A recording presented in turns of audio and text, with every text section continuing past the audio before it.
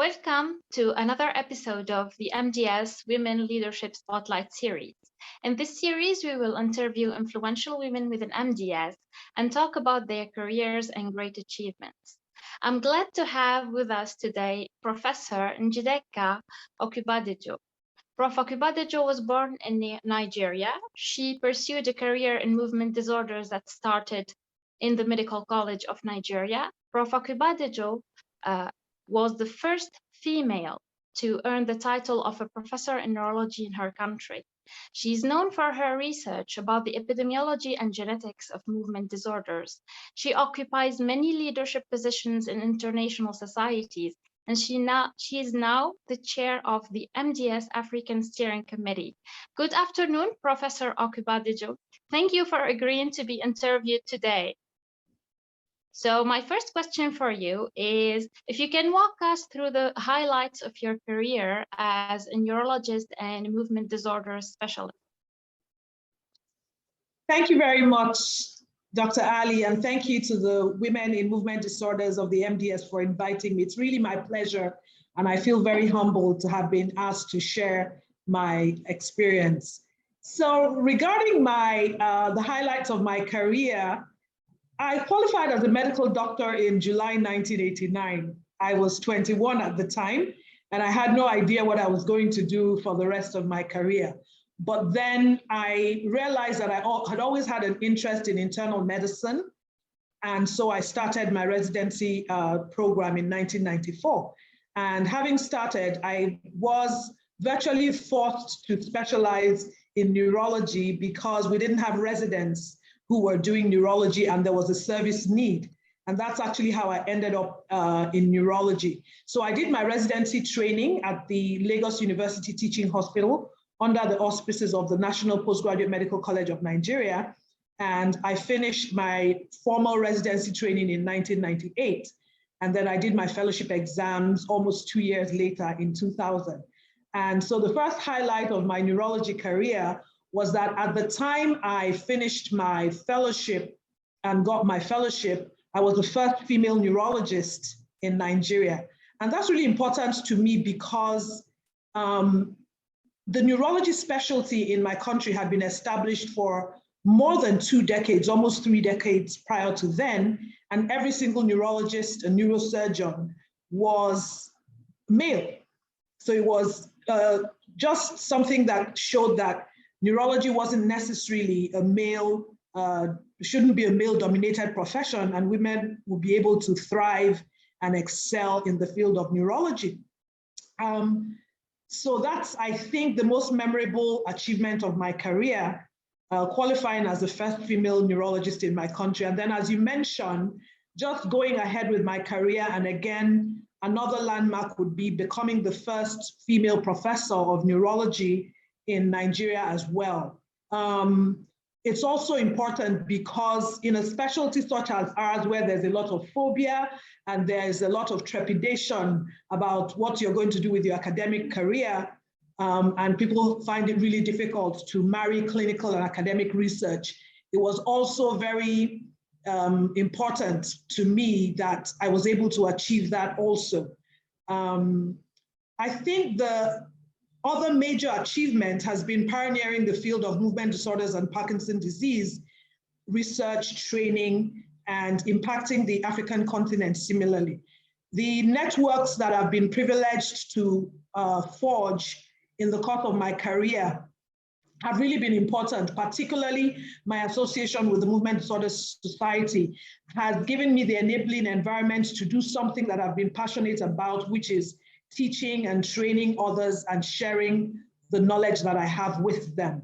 So I think that also, just working with the MDS gave me the opportunity to do that, but also to help mentor and encourage other women specifically, and also men to foray into the field of movement disorders and show that even where you have limited resources like in Africa, it is feasible to do important movement disorders research.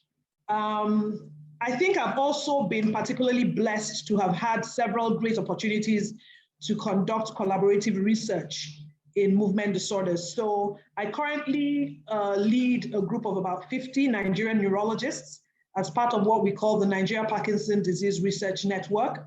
And we're the group that is leading in possibly the largest study on the genetics of Parkinson's disease in persons of Black African ancestry.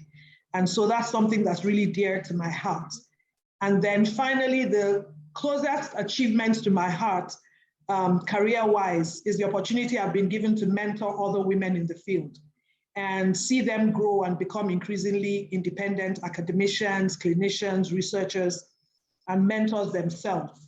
I live by a maxim that emphasizes the fact that any knowledge that you have is really a responsibility for you to share and for you to help others to grow. So that is possibly the greatest achievement I have, that my female mentees are growing, becoming independent, becoming prominent in their own, in the subfields of movement disorders and neurology that they've chosen. Thank you so much, Prof. Okubadejo. We all have benefited from the MDS African section courses. So I'd like to thank you so much for sharing it and for providing a lot for the African community. So my next question for you is, what has been your experience as a woman and as a leader in the field of neurology and movement disorder? How could you navigate in it? Thank you. That's a really important question. My experience has been mostly really positive. I'm sorry to disappoint in that regard, because I do know that, the experiences of many women may vary significantly from mine. Being positive doesn't mean that it's been an easy road to navigate, but in the larger context of things, looking at the big picture, it's all turned out well. So most people will acknowledge that the field of movement disorders is blessed with forerunners who have a special quality of being very willing to share the knowledge they have and support the growth of others. And I've found that that community, that family of movement disorders is really a strong support system for any woman going into the field. So initially in my career, of course, I didn't have any mentor in the movement disorders field specifically. So it was a case of making it up as I went along, but having that support group externally, even outside my own country, was a great help. And also searching out opportunities to build expertise and connect with people with a similar passion really helped me. I would say that having a passion for the field was very instrumental and still is to staying the course, and also being very clear about the big picture, what you really want to achieve on the long run.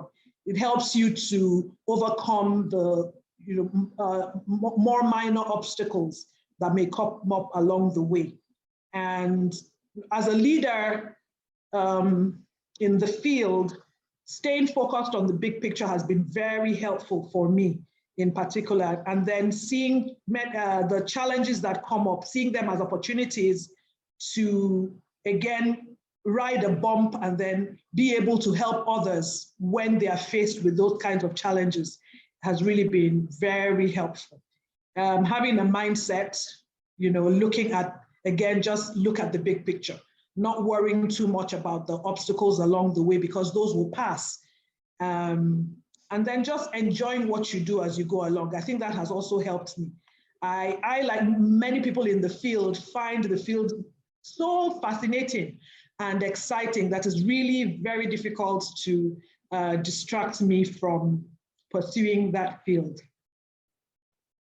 Thank you so much for the inspiration. So my next question for you is, do you have any tips about maintaining work and life balance that you would like to share with us?